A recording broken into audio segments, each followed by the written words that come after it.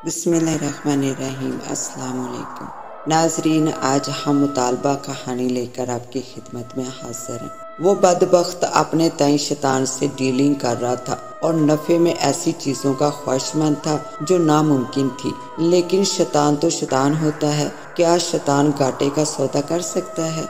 एक सर फिरे शख्स की कहानी जिसका पाला शैतान से पड़ गया था।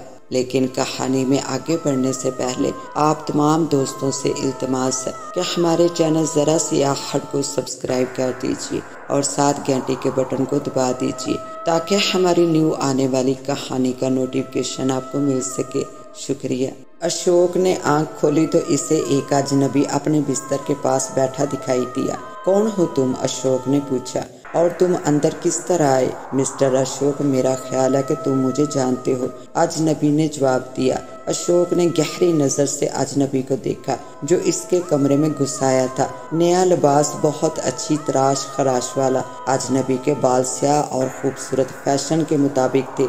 इसके नैन नक्श खासे तीखे थे, हल्की हल्की मूछें थी, नाक लंबी और थोड़ी नकीली, रुखसारों की हड्डियां कदरे उभरी हुई, चेहरा अंडे की तरह था। आदमी अजनबी थोड़ा झुका हुआ था। इसने एक हाथी दांत वाली लाठी पर अपना वजन डाला हुआ था। मैंने तुमको पहले कभी नहीं देखा, आखिर तुम? अजनबी ने अशोक की बात काट दी।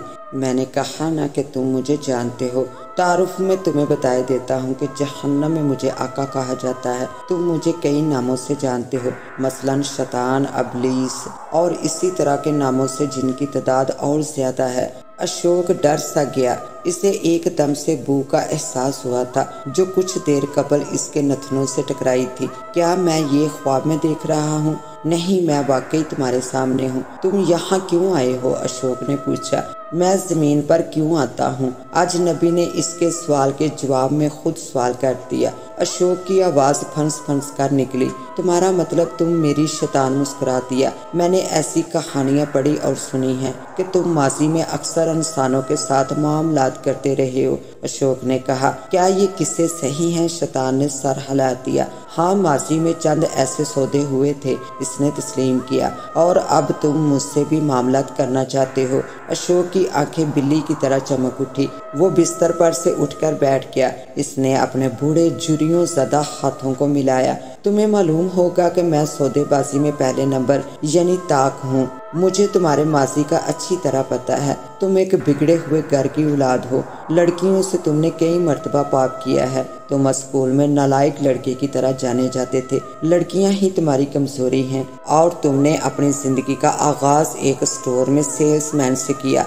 हेरा फेरी करके तुम वहाँ के मैनेजर बन गए थे और फिर तुम तरक्की करते करते एक सुपरमार्केट के मालिक बन गए थे। बिलाशुबा तुम्हारी कहानी मिसाली कही जा सकती है। मैं तुम्हारा माजी हाल की सब बातें जानता हूँ। मुझे मालूम है, अशोक ने जवाबन कहा। अशोक ने जवाबन कहा, ये बातें माजी की हैं, इनको छोड़ो। मगर मेरे अंदर इस उम्र में भी सौदेबाजी की सलाहत है। ये ना समझना कि मैं हुस्नो शबाब ऐशो इशरत की जिंदगी से नरम और कमजोर हो गया हूँ। नहीं, मुझे पता है, शैतान बड़बड़ाया।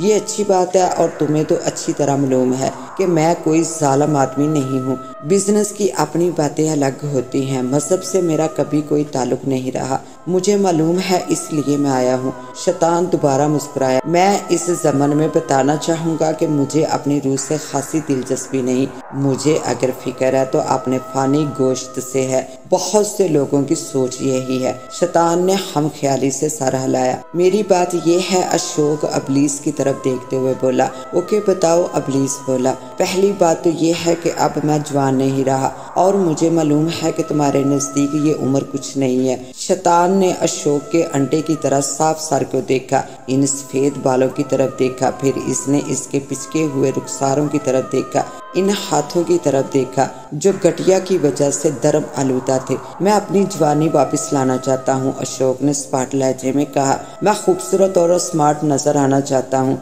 मेरे अपने बाल मुझे वापस कर दो, मेरे जिस्म को ताज़ा बना दो, मेरे चेहरे से झुर्रियाँ मिटा दो, इस मनहूस मर्ज घटिया से निजात दिला दो, इसकी तकलीफ को दूर कर दो। मैं जब तक जिंदा रहूं मुझे ये मर्ज ना लगे। ये सब कुछ तुमसे पहले भी लोग मांग चुके हैं। ابلیس نے کہا، میں مانگ نہیں رہا، یہ میرا مطالبہ ہے، اور یہاں تک ہی نہیں، میں مکمل صحت مندی چاہتا ہوں۔ تمہارا تبصرہ اچھا ہے، واقعی بہت سے لوگوں سے یہ چوک ہوئی ہے، اور تم یہ سارے موقع چاہتے ہو۔ ابلیس بولا، نہیں، میں علم چاہتا ہوں۔ اشوک نے کہا، میں اپنے اندر یہ سب کچھ دیکھنا چاہتا ہوں، میں ہر خبر جاننا چاہتا ہوں جو مجھے میسر نہ ہو سکی تھی، تاکہ میں ان کے بارے میں عالمانہ انداز سے بات کر سکوں۔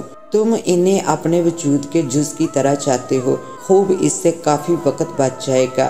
شیطان نے کہا، خوبصورتی، صحت، علم، کوئی اور چیز بھی ہے جو تم چاہتے ہو۔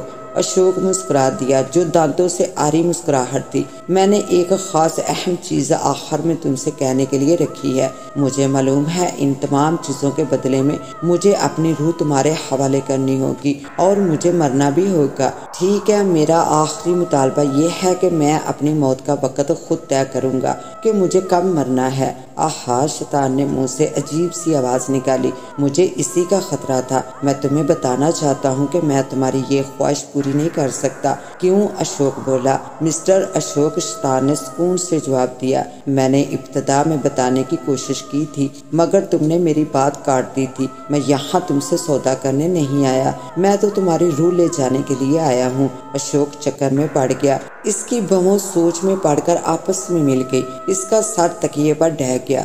دیکھو مسٹر اشوک، جہنم کی مخلوق، شیطان نے وضاحت کی، تم در حقیقت مر چکے ہو۔ پہلے ہی تمہاری موت نیند کی حالت میں واقع ہوئی تھی، اور تم زندگی کی کسی بھی خواہش کا مطالبہ نہیں کر سکتے۔ اس کے ساتھ ہی اب مجھے دیں اجازت، ملتے ہیں انشاءاللہ ایک نیو کہانی کے ساتھ، تب تک کے لیے اللہ نگہبان۔